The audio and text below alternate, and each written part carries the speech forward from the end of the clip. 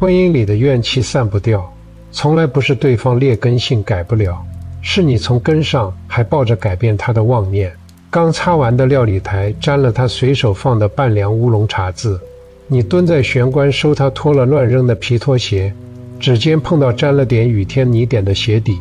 那股火瞬间窜到天灵盖。说过300次喝完茶顺手擦台面，脱了鞋放进鞋柜，他永远当耳边风。你没发现吗？你所有的火气都不是这件事本身带来的，是你心里那个他应该符合我的标准的执念在硌着你。你盯着他的错处盯得越紧，等于把自己的情绪开关完完全全交到了他手上。你越想纠正他，他越往反方向躲，最后耗的全是你自己的精气神。慧芬把沾了泥点的皮拖鞋塞进鞋柜的那一刻，那股窜到天灵盖的火还卡在喉咙口。这天是周3傍晚6点半，台北内湖那套住了30年的老公寓里，抽油烟机的暖黄灯还亮着，电视开着播晚间新闻，主播的声音混着抽油烟机的余响飘在空气里，餐桌上的3杯鸡还冒着微弱的热气，甜咸的酱油香裹着9层塔的气儿往鼻子里钻。他扒拉了2口饭就没了胃口，收拾完碗筷，擦干净桌子，想窝到沙发上喘口气，想起下午刚拆封的散文集还放在沙发边的置物架上，眼睛下意识飘向客厅角落那盏旧台灯，手抬到半空中，才想起先生正蜷在沙发另一头滑手机，荧幕的冷光打在他脸上，他怕按开灯的光晃得他眼睛疼，指尖碰到开关冰凉的金属壳又缩了回来。那盏灯始终暗着，沙发这头的阴影刚好把他整个人裹在里面。你是不是也有过这样的时刻？明明伸手就能触到的光，偏要等对方主动递到你手里，话到嘴边转了3圈又咽回去，连想让对方多陪你说2句话的念头都要在心里掂量800遍，怕说出来就成了讨要来的偏爱，算不得真心。你把自己蜷在暗处等着被照亮，还反过来怪对方看不见你站在阴影里。你总觉得主动要的糖不够甜，主动开的灯不够暖，却忘了站在你身边的人也不是你肚子里的蛔虫，猜不透你藏了又藏的小心思。慧芬靠着沙发冰凉的布面扶手坐着，硬壳散文集的脚硌在他腰后面，硌得他骨头发疼。那个如果他多陪我说2句话就好了的念头，就这么毫无预兆地冒出来，像进了水的棉花，压得他肩膀一点点往下垮。他盯着那盏暗着的旧台灯看，玻璃灯罩上蒙了一层薄灰，像他小时候蹲在玄关等爸妈下班时蒙了水汽的眼镜片。那时候他也是攥着刚得的小红花，站在暗着的客厅里等爸妈掏钥匙开门的声响，等他们先开口问他今天乖不乖，问他小红花是不是老师奖励的。那点等了几十年的软乎乎的期待，就这么顺着旧台灯投在地上的影子，全落在了先生蜷在沙发另一头的背影上。他动了动手指，指尖还留着刚才碰开关的凉意，端起茶几上凉掉的菊花茶，连喝了3口，那点堵在喉咙口的闷意还是没散。我们总把期待当成绑在身边人身上的绳索，觉得他既然是你最亲近的人，就该懂你没说出口的话，该接得住你藏了几十年的过去残影。可你有没有想过，你等着对方主动给的温暖，本来就不是别人欠你的，是你自己不肯伸手开的那盏灯。就像寒潭边等月亮的人，总怪月亮不肯照到你站的角落，却忘了你手里就攥着火折子。那些投射在旁人身上的执念，本质上都是你不肯自己往前走一步的惰性。你把情绪的开关交到别人手上，就别怪风一吹光就灭了。修己而不责人，你要的暖意从来都不在别人手里，你自己伸手拧开开关，整个角落都会亮起来。慧芬抬头望了望儿子紧闭的房门，门后隐约传来游戏的音效。这份等着对方主动满足的期待，落到青春期子女的管教场景里，只会变成更深的无力感。同样的无力感，此刻正攥着香港沙田居屋里舒玲的后颈。周六晚上8点半的客厅竟在球赛解说的喧闹里，解说员拉高的嗓门撞在瓷砖墙上弹回来，混着儿子虚掩的房门露出来的游戏背景音效，闹得人太阳穴突突跳。舒玲坐在角落的单人藤椅上，腿上叠着刚从3家补习社拿回来的招生传单，指节已经搭在了旁边旧台灯的塑料开关上。那开关用了快15年，边缘磨得发毛，沾着薄薄一层浮灰。他指腹刚要往下按，抬眼就看见先生整个人倾在沙发边缘，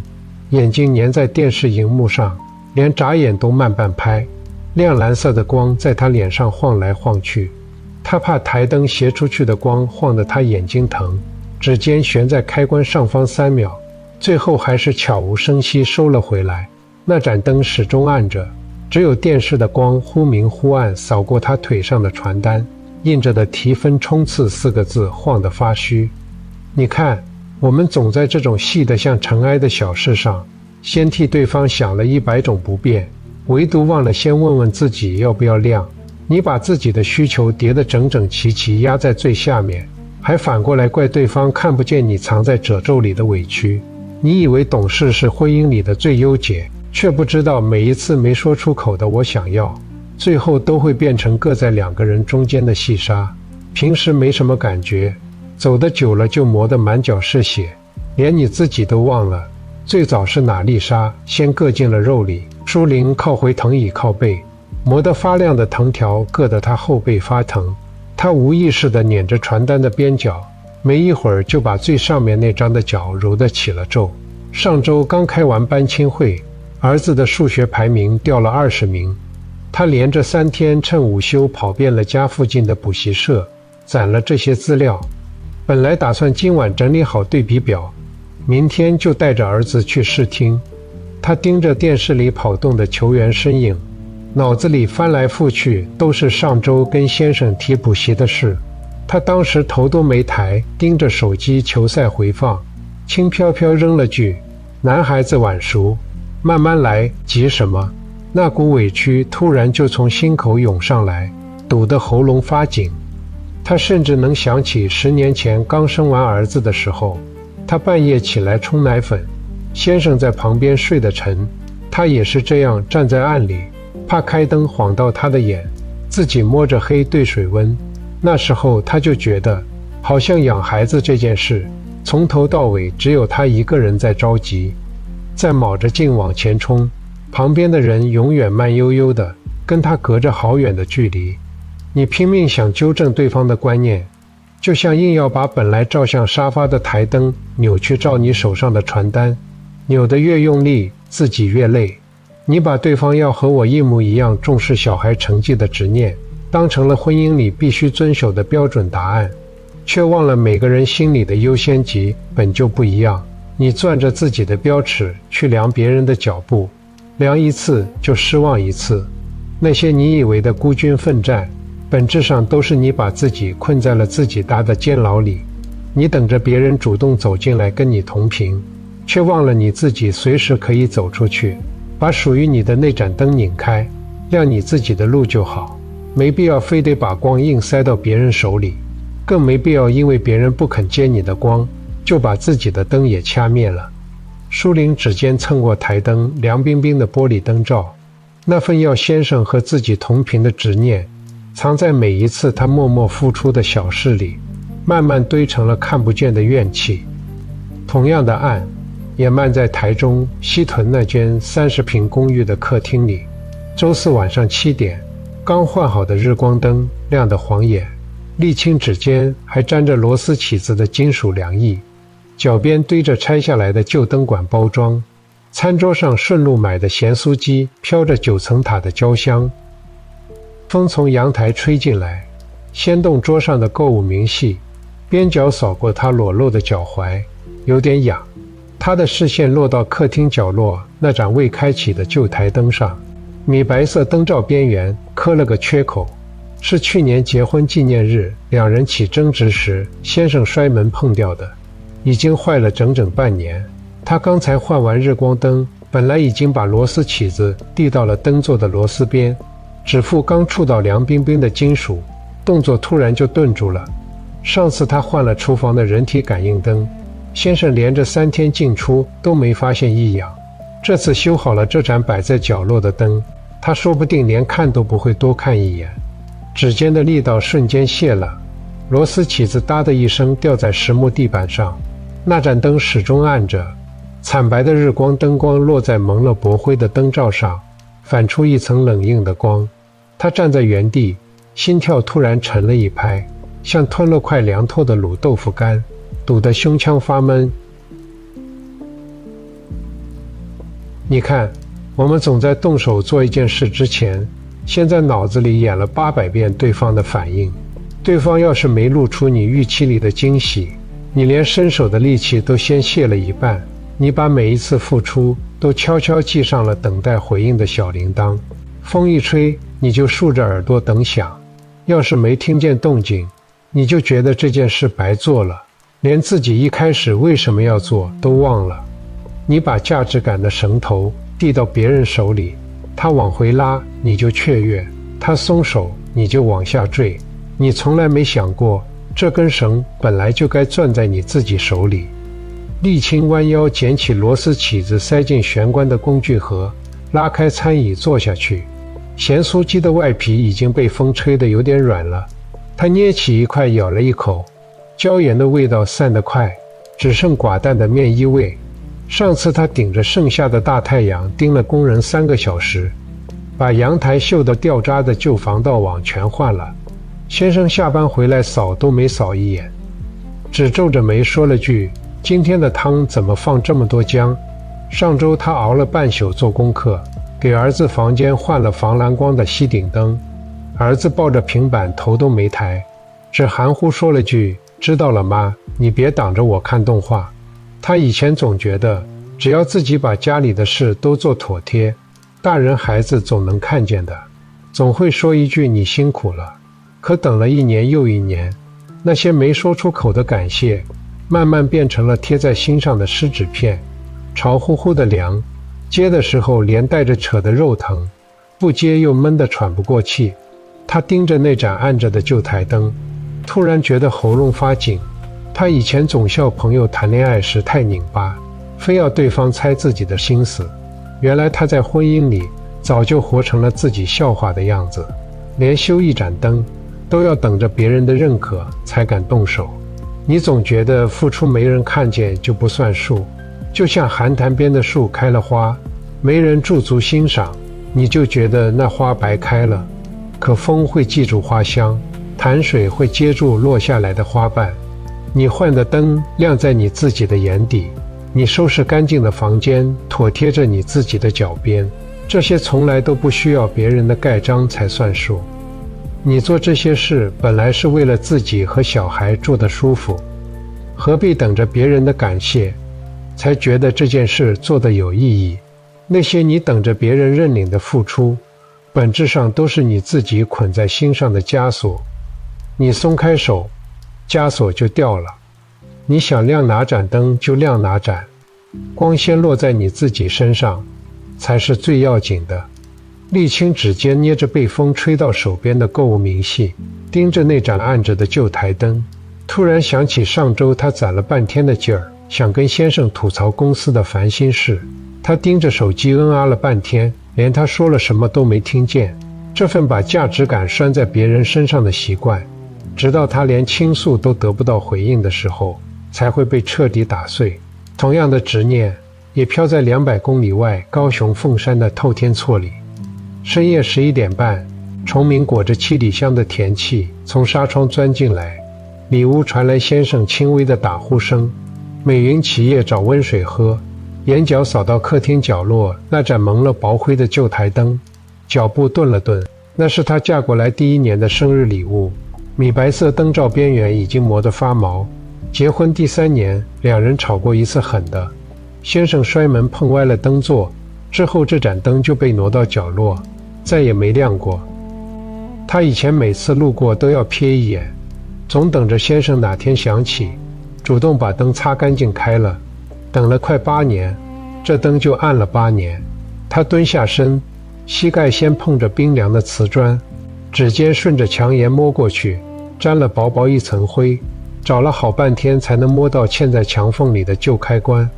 指腹蹭过磨得发滑的塑料纹路，咔嗒一声脆响，暖黄的光瞬间漫下来，落在他穿着棉质睡裤的膝盖上，暖融融的温度顺着布料渗到皮肤里。他愣了愣，伸手碰了碰灯罩，温度刚好。原来灯泡早就没坏，只是这么多年没人肯伸手开而已。你看，我们总把想要的暖意套上必须是对方主动给的枷锁才作数。对方不伸手，你宁愿对着暗角落熬无数个凉夜，也不肯自己往前多走一步。你把对方的主动当成衡量爱的唯一刻度，偏偏忘了自己的手指也能碰得到开关。那些你攒了半辈子的怨气，本质上都是你自己捂在手里的冰。你不肯扔，就别怪冰得自己掌心发疼，连经络都跟着发僵。美云蹲在原地没动，暖光落在她脚边那袋刚拆封的艾草包上，是上周她膝盖疼特意买的。当时她跟坐在沙发上看球赛的先生提了句膝盖凉，对方头都没转就哦了一声。她当时闷了3天没跟他说话，连饭都故意少做了他爱吃的卤肉。现在看着膝盖上的暖光，她突然就笑了。那些压在心里好多年的细碎委屈，像被光照化了的雪，软乎乎地塌了下去。以前她总觉得他不够懂她，情人节没买花要生气，发烧没主动端温水要难过，连他爱吃巷口的蜜豆冰，他记了3年还忘，都要在心里存好久的芥蒂。他指尖轻轻拂过灯罩上的灰，原来这灯亮起来的时候这么暖。他以前那么多次路过，明明一伸手就能碰到开关，却偏要等着他来做，哪怕自己冷得蹲在沙发上搓膝盖，都要咬着牙等他先想起这盏灯。你要的温暖从来不在别人身上，你伸手就能开的那盏灯，比等别人给的光靠谱多了。我们总在亲密关系里守着虚妄的期待，像守着寒潭边以为不会开的花，等不到有人送暖，就把自己活成了漏风的屋子，偏偏忘了你自己兜里就揣着补漏的毡子，想添灯就添灯，想烧炭就烧炭。光先落在你自己身上，那些没被回应的付出，没被接住的情绪，不过是落进衣襟的浮尘，你抖抖肩就掉了，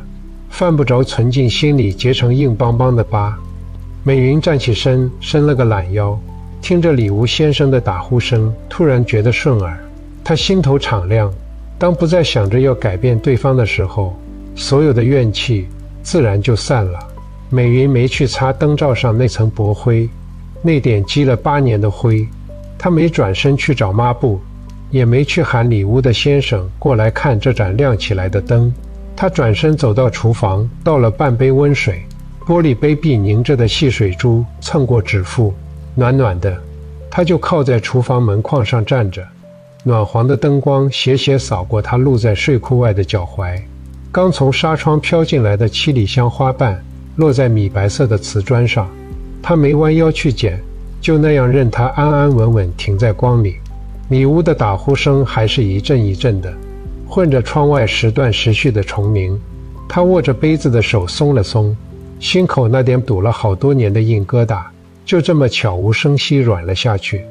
你是不是也有过这样的时候，守着一盏暗了好几年的灯，明明抬手就能够到开关，偏要等另一个人先伸手，明明冷得抱着胳膊搓膝盖，偏要等对方先把暖暖包递到你怀里。明明那盏灯亮了，最先暖的是你自己的衣角，你偏要把开关的资格先交到别人手里。你攒了好多没说出口的期待，叠得整整齐齐压在心底，每攒一次就多各自己一分，到最后你都忘了，你本来只是想要亮一点的光，想要一口热的饭，想要做得舒服一点，这些事你自己就能做，根本不需要等别人点头，不需要等别人认可，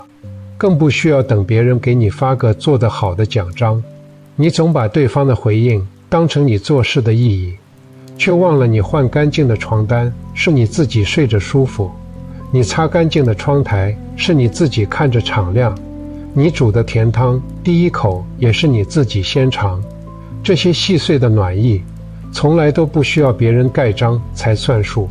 下次再站在那盏暗着的灯前面的时候，别等了，先伸手把开关拧开好不好？如果你也有过那个终于肯自己伸手开灯的瞬间，欢迎在留言区写下那个时刻的气味，是9层塔的香，还是菊花茶的凉？风正擦着窗沿吹过，你手边的杯子温得刚好。订阅我的频道，一步见山，见自己。